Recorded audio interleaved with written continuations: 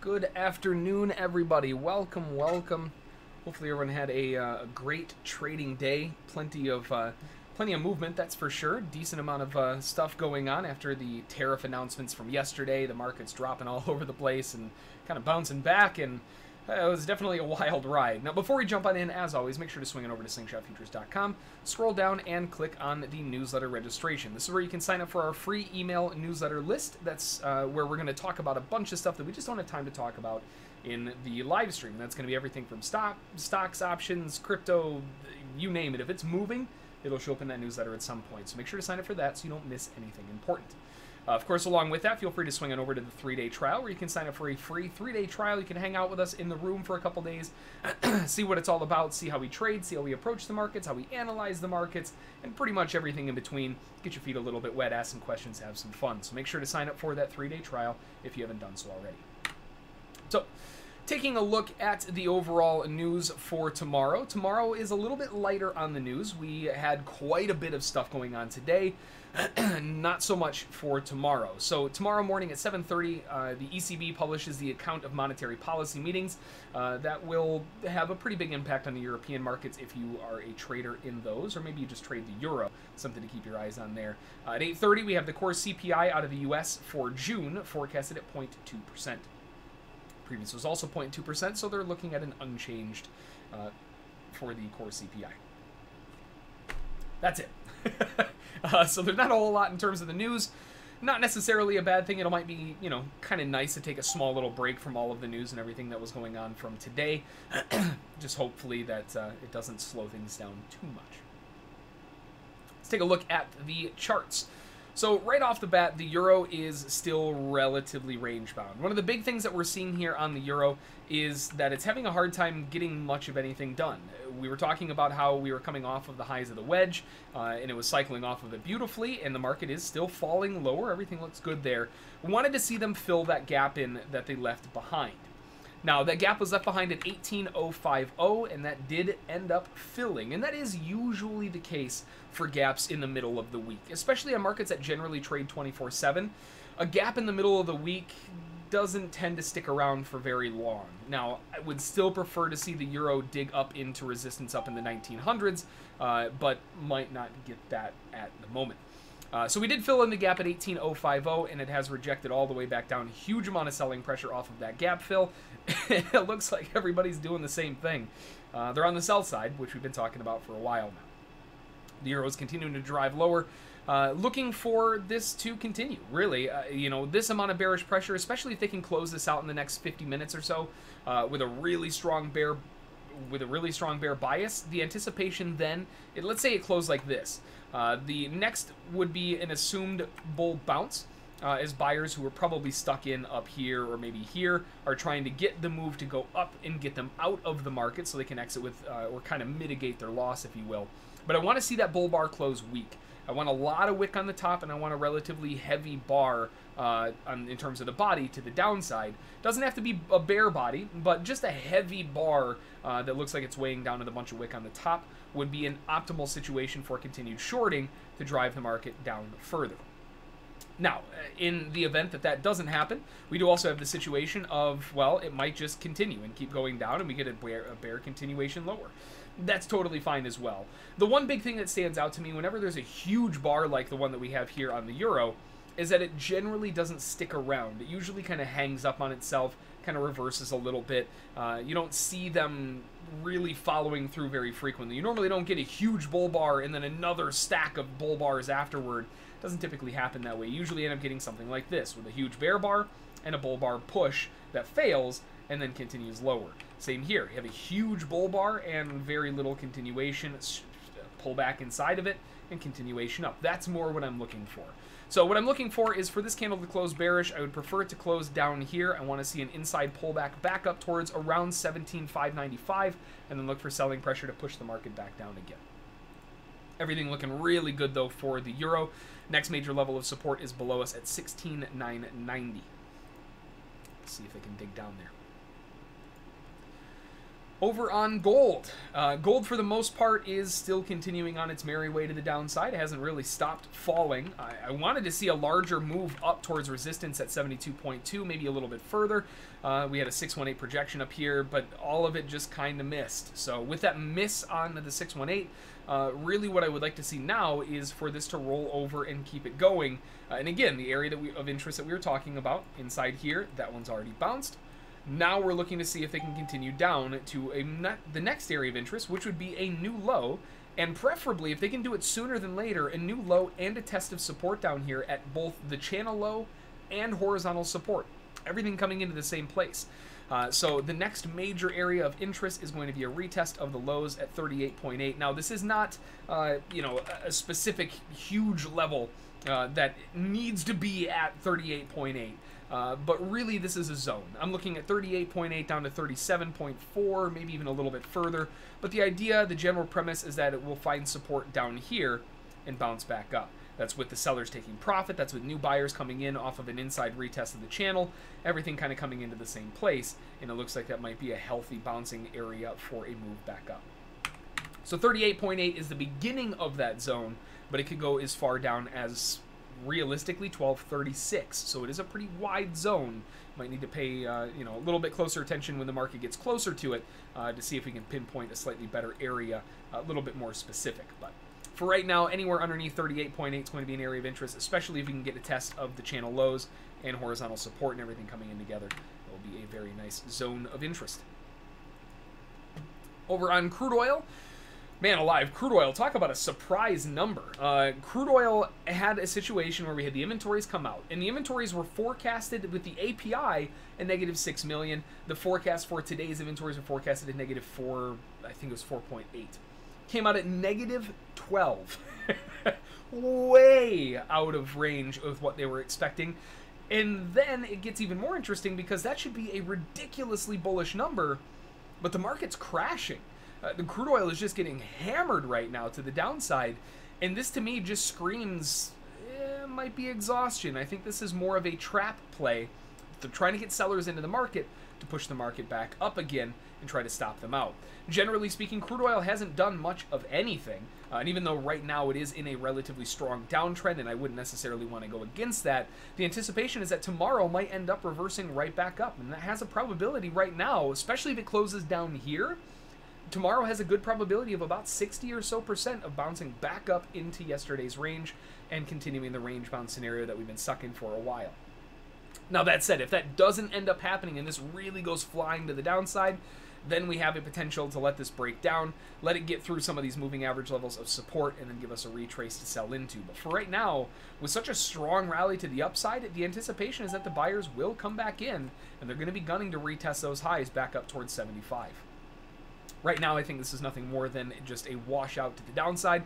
Probably going to find buyers going into tomorrow's session. So that's going to be the way that I'm looking to play it. I'm going to be looking for areas to buy into tomorrow's session. We are at a wedge low. We could be looking for a trap low. Could be looking for the trap low to bounce and push back up, inside bounce, and continue from there. So there's a lot of different trading opportunities in here. I think the big takeaway here is that I just don't believe this move down. It doesn't make any sense, and I think that price should return back into yesterday's range, at least for a little bit, going into tomorrow. Now, aside from that, again, we are in a very heavy bear trend. I wouldn't want to be the first one to the party to try to buy against this. Probably going to be a tough one, but wait for them to turn around, look for some bouncing and continuation up. Does make a lot of sense. Looking good there.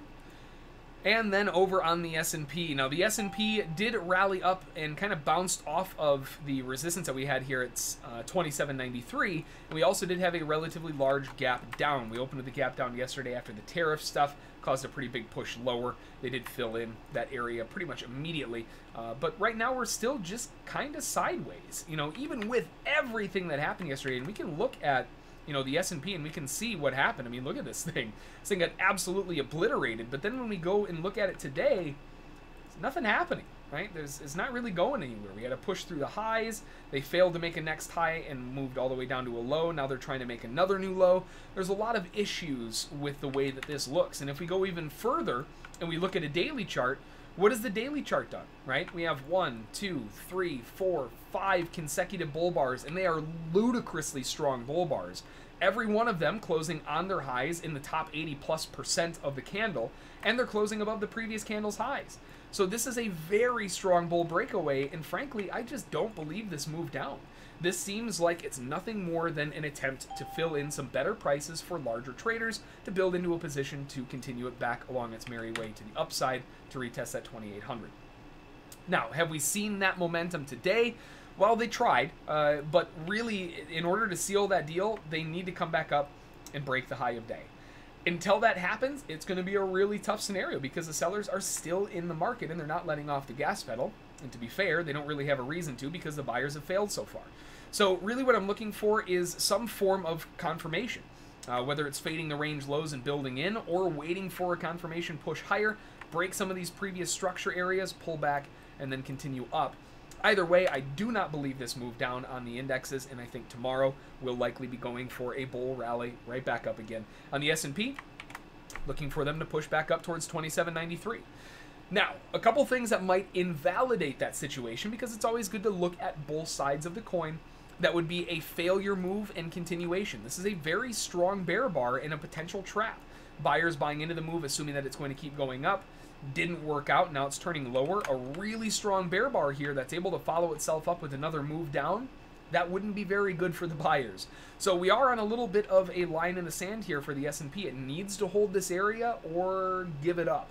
And again, looking at the daily chart, I really don't have a reason to believe that this isn't anything more than just a pullback.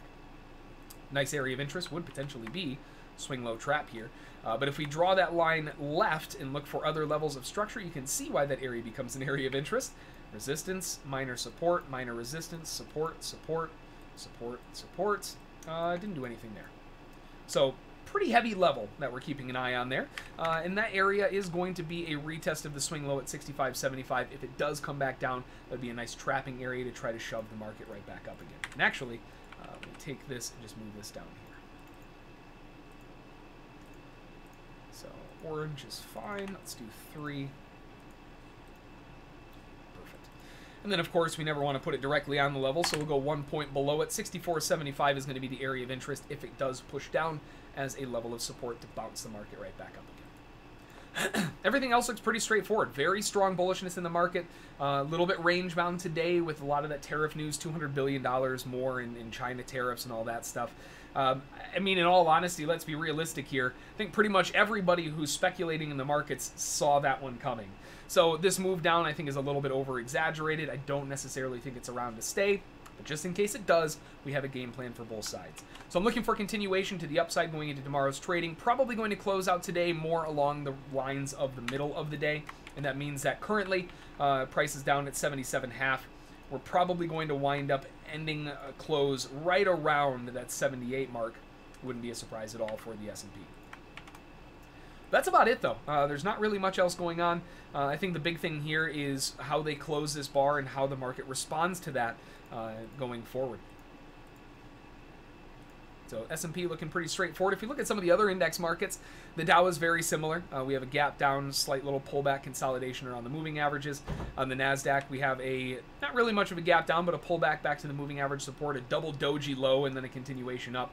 They're all around in the same area, and I just don't believe any of them on this other than it's just the dip. So I think the NASDAQ tomorrow probably going to be looking for all-time highs up at 58.5. We'll have to wait and see, but it wouldn't be a surprise to see them make at least an attempt at those highs. So that's going to do it for the futures outlook. Feel free to type in any markets you want me to take a look at for you, and we can go from there.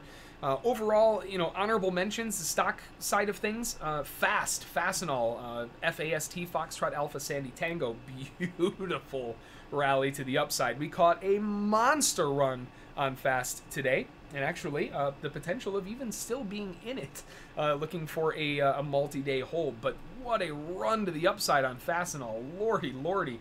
This thing went absolutely nuts. So we have Fastenal, which, let me zoom out a little bit here, had really good earnings. They beat their earnings by about 12%, and that caused a nice gap to the upside. They had a quick run down in the morning. That was more likely just to get shorts trapped. They tried going back down again, and as soon as that triggered to the upside, it was rockets away. We were looking at above 52.60, but accumulating all the way, really on the way down. And man, that thing just ran.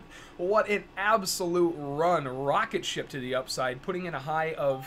what's the high so far? 56.42. Now sitting at 54.54. So it is a, pardon the bad pun, a pretty fast market. But aside from that one, not really much else going on today in terms of you know, other markets of interest. So again, I'll leave the mic open for a second. Feel free to type in any markets you want me to take a look at, and we'll go from there. But what a day today! What a day!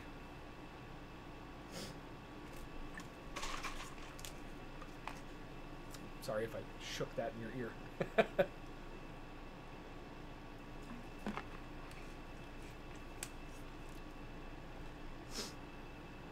Not seeing anything coming in.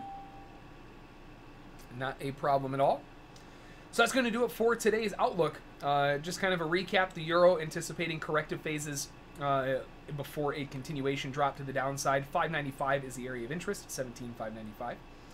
Gold looking for continuation to the downside. Anything below 38.8 is going to be an area of interest. Over on crude oil, anticipating tomorrow to bounce right back up into the range that has been going on for quite a while.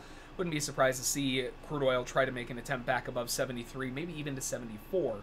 And then as far as the S&P goes, looking for bullish continuation really on all of the indexes back up again.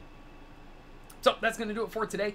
As always, if you have any questions, you can shoot me an email, jbrink@slingshotfutures.com. Don't forget, underneath the video, click on the subscribe button, click on the notification bell icon next to that so you're notified every time our videos go out. We launch usually a video or two every day, except for Fridays, so make sure to get on that notification squad so you know when those all come out. Aside from that, like we always say, doesn't matter what market you're trading, always make a plan, trade the plan, follow those rules, and you'll be okay.